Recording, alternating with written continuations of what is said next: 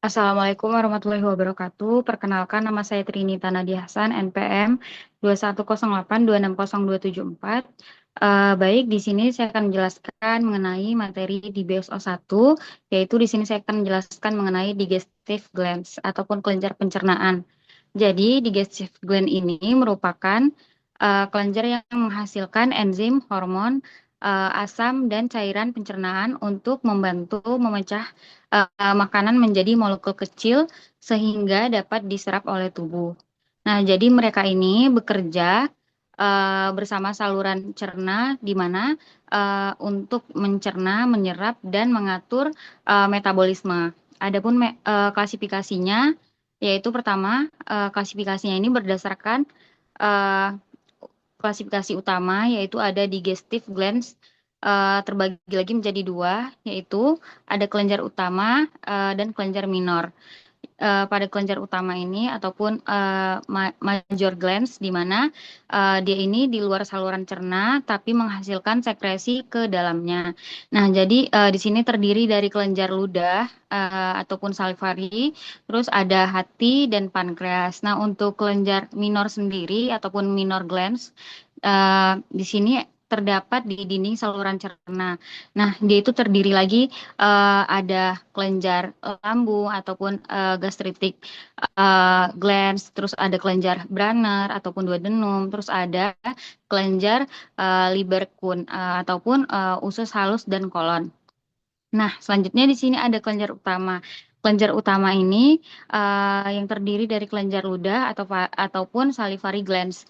Nah, di mana di sini dia terdiri dari parotis, submandibula, sublingual, dan sekretnya itu bisa berupa saliva, bisa berupa air, mukus, ataupun enzim amilase ataupun pitialin.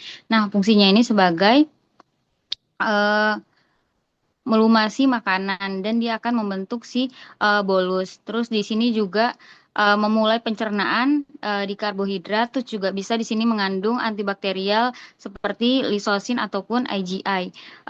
Terus di sini ada hati ataupun liver. Nah, pada hati ataupun liver ini merupakan organ terbesar yang mana dia akan menghasilkan empedu. Jadi dia ini akan disimpan di kandung empedu. Komponen empedunya itu terdiri dari ada garam, empedu, bilirubin, dan kolesterol. Nah, jadi fungsinya ini sebagai emulsifikasi dari si lemak tersebut, di mana dia akan mempermudah kerja dari si lipase tersebut. Nah, selanjutnya di sini ada ekspresi bilirubin. Dan dia juga bisa sebagai tempat penyimpanan glikogen, metabolisme, dan nutrisi. Selanjutnya di sini ada pankreas. Nah, pankreas ini di mana dia merupakan kelenjar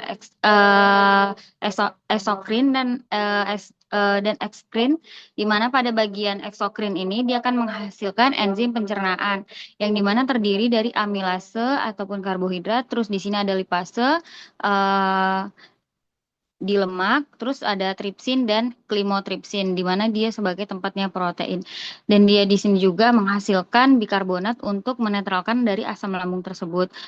Terus di sini fungsinya sebagai organ pencernaan yang paling penting karena mencerna saluran makronutrien. Terus di sini juga ada kelenjar minor, di mana kelenjar minor itu juga bisa terletak di kelenjar lambung ataupun gastric glands. Terus di sini juga terdapat di mukosa lambung, di mana terbagi lagi menjadi 3 sel. Ada sel parietal, di mana sel parietal itu ada HCl dan faktor intrinsik seperti absorpsi dari vitamin B12.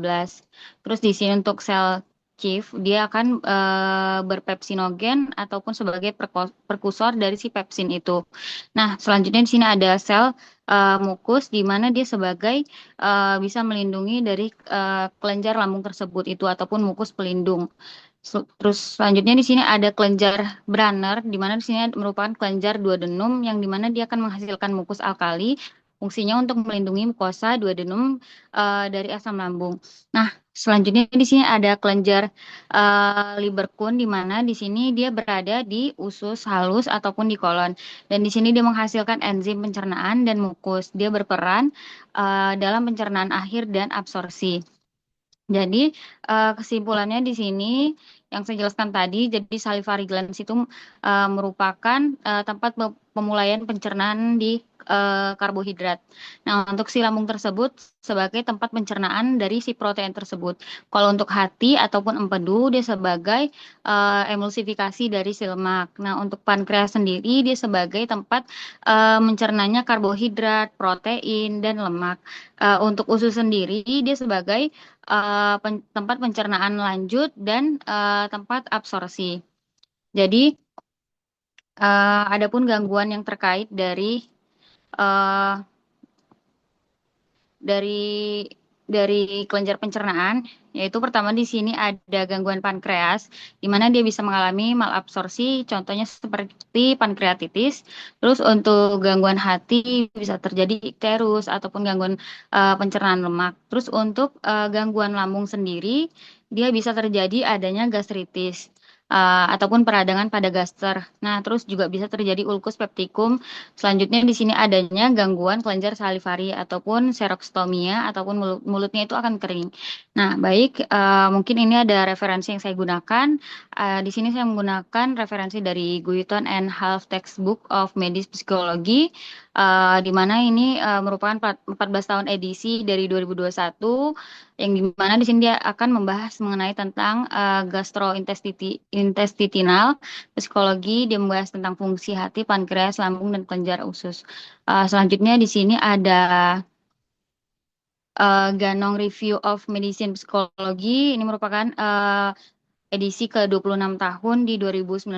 Ini merupakan bagian dari gastrointestinal function, di mana dia akan menjelaskan tentang sekresi kelenjar pencernaan. Terus di sini ada juga Gray Anatomy for Student, di mana di sini merupakan edisi dari 4 tahun lalu, dari 2020. Nah, ini merupakan bagian anatomi dari hati, pankreas, dan kelenjar saliva. Nah, selanjutnya di sini saya juga uh, menggunakan Textbook of Histology Ross and Paulina, edisi 8 tahun dari 2020. Jadi ini dia akan menjelaskan mengenai detail struktur histologi dan kelenjar saliva, lambung, hati, pankreas, dan usus. Nah, terakhir di sini saya menggunakan referensi dari Principle of Anatomy and Physiology, Tortora and Derrickson, edisi 15 tahun. Jadi di sini menjelaskan mengenai bagian sistem pencernaan, anatomi, dan fungsi kelenjar pencernaan. Baik, lebih dan kurangnya saya mohon maaf. Wabillahi taufiq wal hidayah. Assalamualaikum warahmatullahi wabarakatuh.